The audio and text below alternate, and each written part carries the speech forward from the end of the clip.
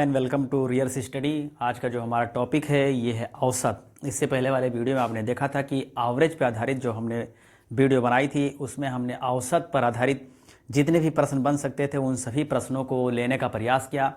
ये औसत पे आधारित यानी एवरेज पे आधारित ये अगला वीडियो है।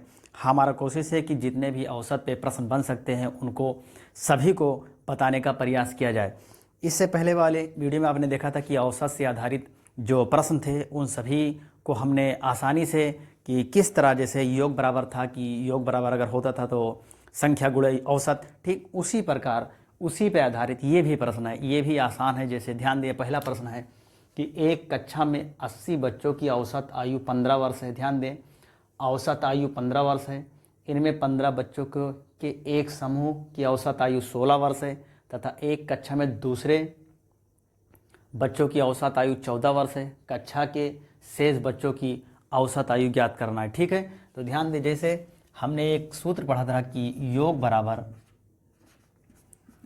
बराबर औसत इंटू संख्या। ठीक है, औसत इंटू संख्या। इसी सूत्र पर हम इसको लगाने का प्रयास करेंगे। जैसे एक कक्षा में 80 बच्चे हैं, ध्यान दीजिए, आयु 15 वर्ष है, तो ध्यान दीजिए ये योग हम इसका निकालेंगे। ठीक, योग बराबर तो जो 80 बच्चे हैं, ठीक 80 बच्चे, इनका जो औसत वर्ष है ये 15 वर्ष है। इसको गुणा कर दें तो 15 × 120, ये टोटल 1200 हो गए।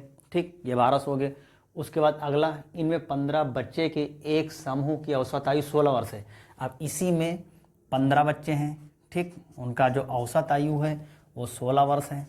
ठीक है, हम 16 को अगर गुणा कर लें, 16 पंचे 16 को अगर हम 15 में गुणा कर लें, लग 2 5 अंक 30 के 0, 5 एकम 5 3 8, और ये 16 एकम 16 हो गए, ये 0 8 से 14 के 4 1 1 2, ये टोटल आ गया आपका 240।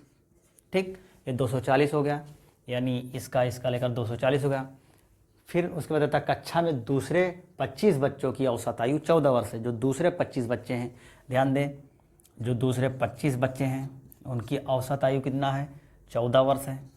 इसको हम गुणा कर लें, ध्यान दें, तो अगर हम 14 और 25 को गुणा कर लें, 5 चौक 20 के 0, और 5 एकम 5 और 2 7 हो गए, और 14 दूना 28 हो गए, ये 0 8 7 15 के 5 और 2 1 3। ठीक है, ये टोटल हो गया आपके 350। ठीक, यानी टोटल जो हमारे सामने दिया हुआ है शेष बच्चों का हमें औसत निकालना है। ध्यान दें, 15 बच्चे ये हैं और 25 बच्चे ये हैं। ठीक है, तो 25 और 15 40 बच्चों का औसत हमें दिया है। ध्यान दीजिए, 25 और 15 ये टोटल हो गया 40, और इनका औसत अगर हम जोड़ना चाहें तो जोड़ 0 हो गया, 5 4 9 हो गया, 3 2 5, ये 590 हो गया। ठीक है, 590 हो गया। 40 बच्चों का जो औसत है 590 है। हमें निकालना है 80 बच्चों का औसत। ध्यान दें, 80 बच्चों का औसत, और 80 बच्चों का औसत ध्यान दें ये 1200 है। तो ध्यान दें, अगर हम 1200 में से 590 घटा दें, ठीक, तो 40 बच्चों का निकल जाएगा, 40 बच्चों का निकल जाएगा।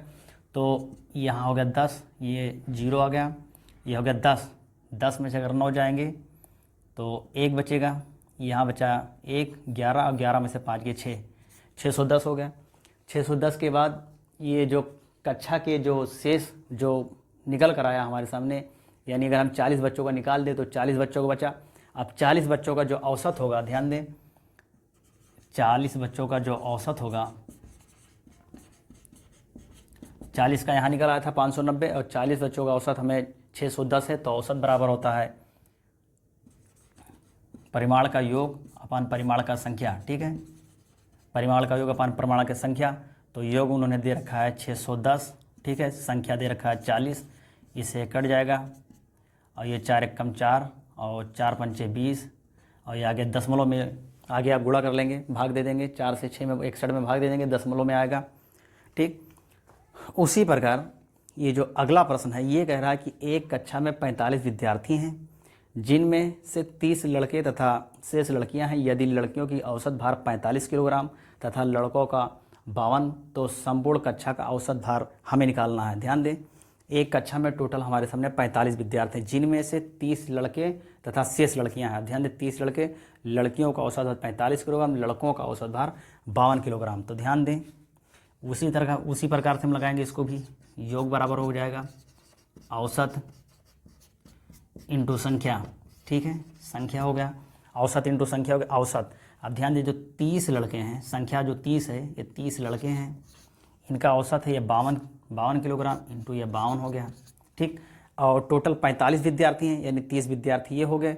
अगर 45 में से अगर हम 30 घटा देंगे तो ध्यान दें, ये है 45, और 45 में से अगर हम 30 घटा देंगे तो 30 10 40 5 45, ये 15। जो 15 विद्यार्थी, वो 15 लड़कियां हैं, ठीक है, उनका औसत भार इन्होंने दे रखा है 45 किलोग्राम। तो ये जो 15 लड़कियां हैं, इनका औसत भार है टोटल 45 किलोग्राम, ठीक। इसको हम गुणा कर लें, ये 3 दूनी 6 हो जाएगा, और 3 पचे 15, ये 0 हो गया, और ये 15 को अगर 45 में गुणा कर दें, ये 15 है, ये 45 है, 5 और 25 के 5, 5 एकम 5 और 2 7 हो गए, 4 पंचे 20 के 0, 4 एकम 4 और 2 6, ठीक। ये 5, ये 7 हो गए, और ये 6, ये टोटल हो गया आपका 675, ठीक, 675 हो गया। उसके बाद कह रहा कि जो संपूर्ण कक्षा का औसत भार है लगभग कितना होगा, तो संपूर्ण हमें औसत निकालना है। तो औसत बराबर होता है, ध्यान दें, औसत बराबर होता है योग, यानी परिमाण का योग अपान परिमाण का संख्या। जो योग है हमारे सामने ये 1560 और प्लस 675, ठीक। और जो संख्या टोटल हमारे सामने दी रखी है विद्यार्थी की, ये 45, ठीक है, 45 हो गया, ये 45 हो गया, जोड़ लें इसको, ये 5 आ गया, 7 7 13 3, 6 5 11 12 के 2, 1 1 2, ठीक है, 1 1 2, ये टोटल नीचे आ गया 45, ठीक है। 45 से 2235 में भाग दे देंगे, जो भी आएगा वो संपूर्ण कक्षा का औसत भार निकल कर आएगा।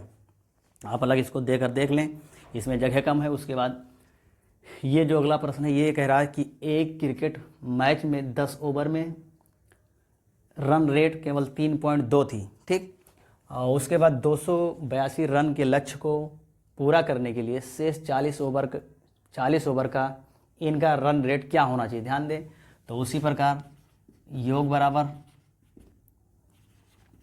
औसत इंटू संख्या, ठीक है। तो योग बराबर औसत इंटू संख्या, तो ध्यान दें, ये जो हमारा औसत दिया है ये 3.2 दिया है, ठीक है, योग दिया है, ठीक है, औसत इंटू संख्या, तो संख्या बराबर कितना दिया है 10 ओवर, ठीक है। 10 ओवर अगर हम इसको गुणा कर देंगे तो ये हो जाएगा 3.2 यानी 0.0, ये टोटल 32 हो गया। अब 282, ये जो 10 ओवर में 32 रन बनेंगे, तो हमें 40 ओवर में 282 के लक्ष्य से बनाना है। तो अगर 32 रन ये बन गए, तो अगर हम 282 में से अगर 32 घटा दें, ठीक है, ये 2 से 2 गए 0, और 8 में से 5 गए 3 गए 5, और ये बचा 2, ठीक है, 250। अब हमें 250 रन बनाने हैं 40 ओवर में, ठीक है। तो औसत बराबर हो जाएगा परिमाण का योग अपान परिमाण का संख्या, ठीक। परिमाण का योग अपान परिमाण का संख्या, परिमाण का योग उन्होंने दे रखा 250, जो संख्या है ये 40 है, ठीक। ये 0 से 0 कैंसिल हो गया, 4 को अगर 25 से भाग दे देंगे तो 4 छंग 24 हो जाएगा, और आगे जो भाग करते जाएंगे ये पॉइंट में आएगा, आप भाग कर लेंगे, ठीक। अगला जो ये प्रश्न है, ये कह रहा है कि जो 5 क्रमागत संख्या का औसत x है, ठीक। यदि अगली 2 संख्या मिला ली जाएं तो औसत में क्या परिवर्तन होगा, यानी औसत घटेगा या बढ़ेगा। ध्यान दें, मान लें ये पॉइंट है, ठीक है, इससे ठीक इधर, या मान लें ये इधर, ठीक है। तो इधर जाने पर ध्यान दें, इधर जाने पर -1 -2 -3 -4, ठीक। ये डॉट जाएगा इनफाइनाइट तक, ठीक। और इधर से +1, ये 0 है यहाँ पर, ये +1 +2 +3 +4, ये डॉट आगे जाएगा इनफाइनाइट तक।